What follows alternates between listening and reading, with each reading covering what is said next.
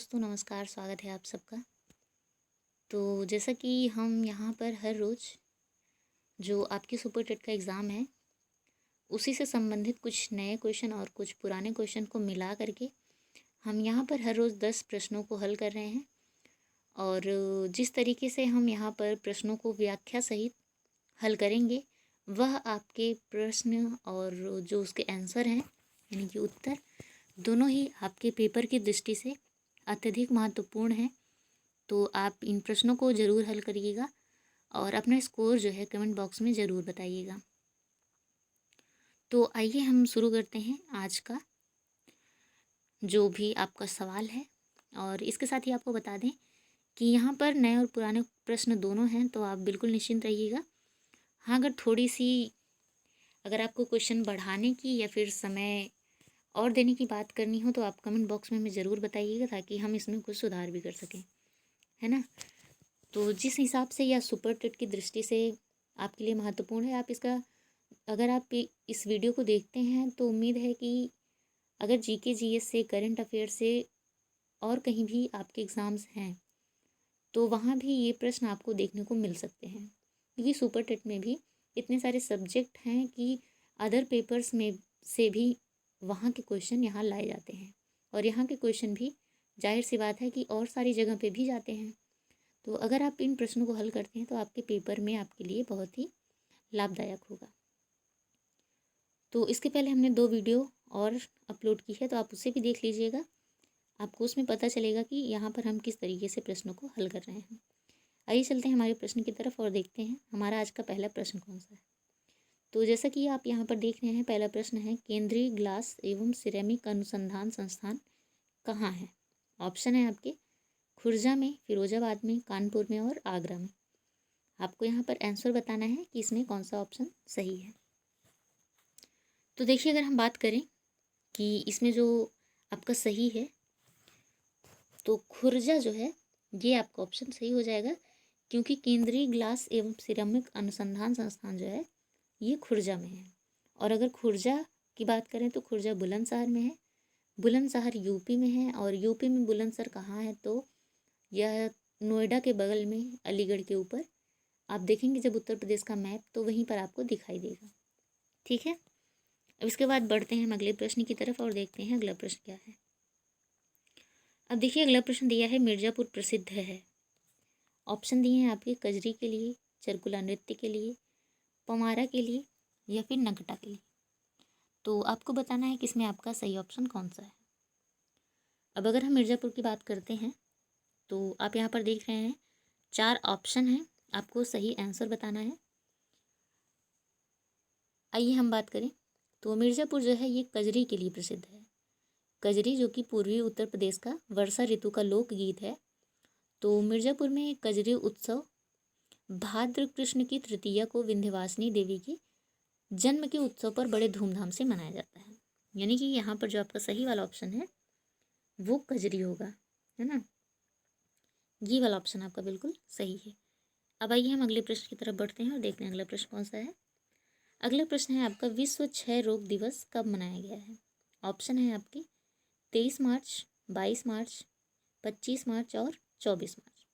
आपको बताना है इसमें आपका सही वाला ऑप्शन कौन सा है। अब आइए हम अपने आंसर की बात करें, तो अगर हम आंसर की बात करते हैं तो 24 मार्च, यानी कि विश्व क्षय रोग जो है ये 24 मार्च को मनाया जाता है। यानी कि आपका यहाँ पर जो है लास्ट वाला ऑप्शन ये वाला सही हो जाएगा। अब थोड़ा हम क्षय रोग जो है इसके बारे में बात करते हैं। तो ये विश्व क्षय रोग जो है 2022 में 24 मार्च को ही ये हर साल मनाया जाता है। और इसकी जो थीम थी वो है invest to end TB and save life. अगर हम टीबी की बात करते हैं तो यह एक जीवाणु जनित रोग है। इसके जीवाणु का नाम है माइकोबैक्टीरियम ट्यूबरकुलोसिस, और इसके खोजकर्ता जो हैं वो रॉबर्ट कोच हैं। यह एक अत्यधिक गंभीर बीमारी है। इसके लिए कई सारे अभियान भी चलाए गए, और यह जो है भारत में अपने पांव पसार रहा था, और इसके लिए लोगों को जागरूक करके इसमें, ताकि इस रोग से लोगों को बताया जा सके, इसके बारे में लोगों को जागरूक किया जा सके, इसलिए ये हर साल मनाया जाता है। ठीक है। अब देखिए आपका अगला प्रश्न आता है, सुजलाम 2.0 का शुभारंभ किसने किया? ऑप्शन आपके दिए हुए हैं, धर्मेंद्र प्रधान, गजेंद्र सिंह शेखावत, एस जयशंकर और किरण रिजिजू। तो आपको बताना है कि सुजलाम 2.0 अभियान का जो शुभारंभ है वो किसने किया है। तो अगर हम ऑप्शन के हिसाब से चलते हैं तो यहाँ पर जो है आपका दूसरा वाला ऑप्शन सही हो जाएगा, यानी कि गजेंद्र सिंह शेखावत जो है, इन्होंने इस अभियान को शुरू किया। यह प्रेजेंट टाइम पे जल शक्ति मंत्री हैं और नई दिल्ली में यह शुरू हुआ है। इसके अगर पहले चरण की बात करें तो यह अगस्त 2021 में शुरू हुआ था। ठीक। और इसका मुख्य कार्य जो है वो जो शहर के नगरों में, शहरों में गंदे पानी का जो निकास होता है उसके प्रबंधन के लिए इसे चलाया गया है। ठीक। अब अगली बात करते हैं हम। तो अगला प्रश्न है, भारत में राष्ट्रीय खेल दिवस कब मनाया गया ना, या फिर कब मनाया जाता है, आप जो भी समझिए। तो ऑप्शन आप यहाँ पर देख रहे हैं, 24 मई, 30 जून, 29 अगस्त और 30 जुलाई। इसमें आपको बताना है राष्ट्रीय खेल दिवस कब मनाया जाता है। तो अगर हम राष्ट्रीय खेल की बात करें तो हमें पता है कि राष्ट्रीय खेल हमारा हॉकी है। यहाँ पर हॉकी नाम ना दे करके आपसे यहाँ पूछा गया राष्ट्रीय खेल दिवस कब मनाया जाता है। आप जानते हैं कि हॉकी हमारा राष्ट्रीय खेल है और यह 29 अगस्त को मनाया जाता है। अगर हम ऑप्शन की बात करें तो आप यहाँ पर देख रहे हैं, आपका ये वाला जो ऑप्शन है यानी 29 अगस्त, ये सही है, यानी कि सी वाला ऑप्शन। और 29 अगस्त के दिन ही हमारे यहाँ मेजर ध्यानचंद्र जी हैं, इन्हीं की जयंती भी मनाई जाती है और इसी दिन, इनके जन्मदिन पर ही यह जो राष्ट्रीय खेल दिवस मनाया गया यह भी शुरू हुआ। ठीक। अब देखिए यहाँ पर अगला प्रश्न है, एग्ज़ाम वॉरियर्स पुस्तक के लेखक कौन हैं? ऑप्शन दिए गए हैं, प्रणब मुखर्जी हैं, अमिताभ घोष हैं, अरुण शौरी हैं या फिर नरेंद्र मोदी हैं। आपको बताना है इसमें कौन सा ऑप्शन सही होगा।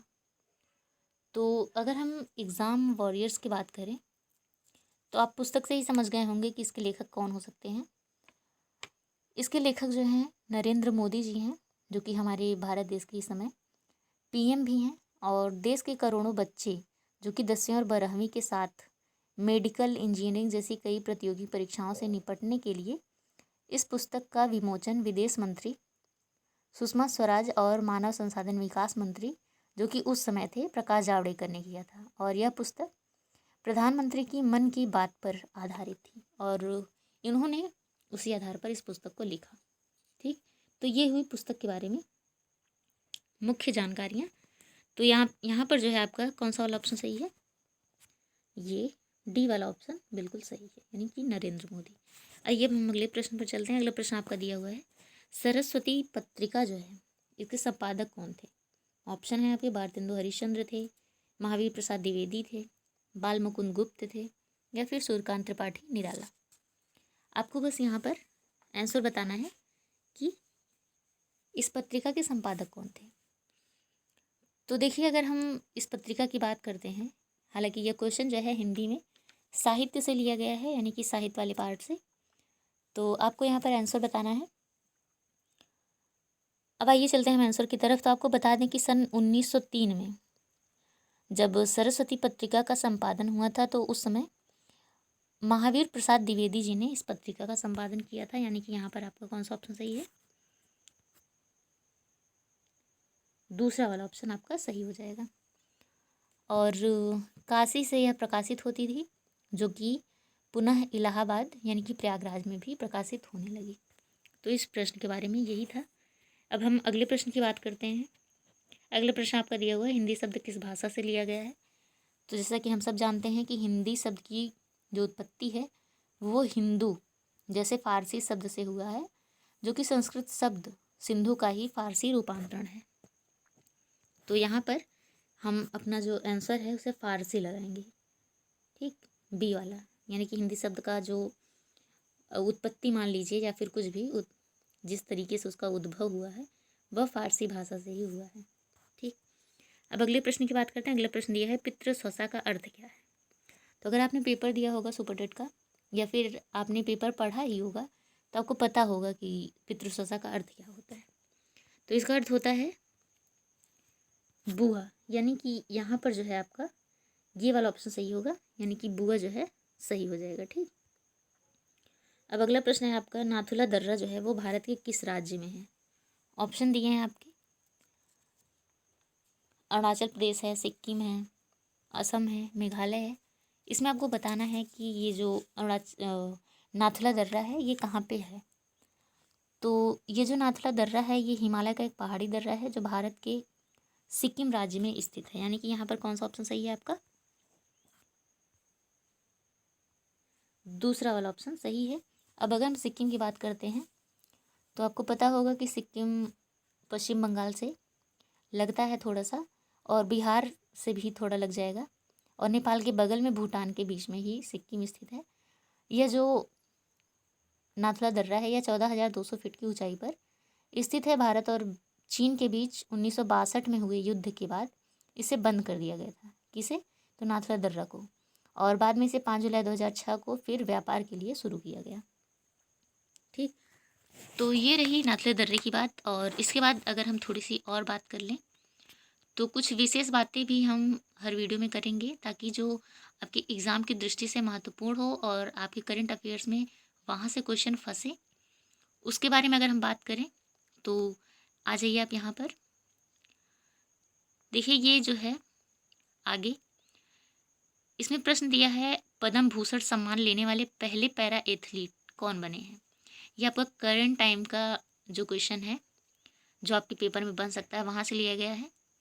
यानी कि 2022 में पद्म भूषण सम्मान लेने वाले पहले पैरा एथलीट, यानी कि इन्हें पहली बार मिला है जो कि पैरा एथलीट को, उनका नाम है देवेंद्र झाझरिया, जो कि जेवलिन थ्रो के माध्यम से जीते थे। ठीक, और अगला प्रश्न है 2022 का एबल पुरस्कार किसे दिया गया? तो इसका जो उत्तर है वो है डेनिस पार्नेल। और अगर हम एबल पुरस्कार की बात करें तो ये गणित के क्षेत्र में दिया जाता है। और आपको पता होगा कि एक और इसी क्षेत्र में पुरस्कार दिया जाता है जिसे हम फील्ड्स पुरस्कार के नाम से जानते हैं। और फील्ड्स पुरस्कार जो है उसे गणित का नोबेल भी कहा जाता है। अगर हम करंट टाइम की बात करें कि अंतर्राष्ट्रीय गणित दिवस कब मनाया गया, तो यह 14 मार्च को अभी मनाया गया है, यानी 2022 में ही। और गणित की थीम जो है क्या थी उस दिन की? तो गणित एकता। ठीक, अगले प्रश्न की बात करें तो अगला प्रश्न है, रेलवे यात्रियों के खोए सामान को ट्रैक करने के लिए कौन सा मिशन चालू हुआ? तो इस समय जो है पश्चिमी रेलवे की तरफ से मिशन अमानत के नाम से एक मिशन चालू हुआ, जिसमें जो भी रेलवे यात्री हैं जिनका सामान गुम हो जाएगा उसकी फ़ोटो जो है साइट पर अपलोड कर दी जाएगी, ताकि जिनका भी सामान हो वो अपना सामान आकर के ले जाएं। ठीक, अब आगे की बात करें तो आगे अगला है कि भारत का पहला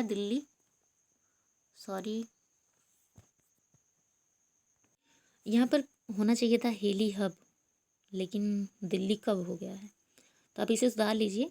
यहाँ पर प्रश्न है आपका, भारत का पहला हेली हब कहाँ शुरू हुआ? तो गुरुग्राम हरियाणा, जो कि हरियाणा में ही गुरुग्राम स्थित है, वहीं पर हेली हब शुरू हुआ है। ये भारत का पहला हेली हब है। अब आप बात करेंगे कि हेली हब होता क्या है, तो हेली हब होता है जो आपके विमान होते हैं उनकी जो मरम्मत होती है, मरम्मत से लेकर के उनके उड़ने तक की व्यवस्था वहाँ पर की जाती है।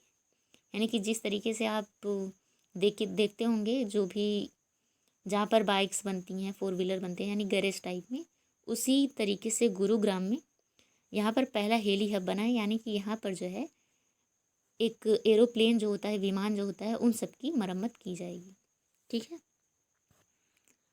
तो आज के लिए आपके जो क्वेश्चन हैं वो समाप्त हुए। आप इन प्रश्नों को कीजिएगा और बताइएगा कि आप 10 में से कितने नंबर ला रहे हैं।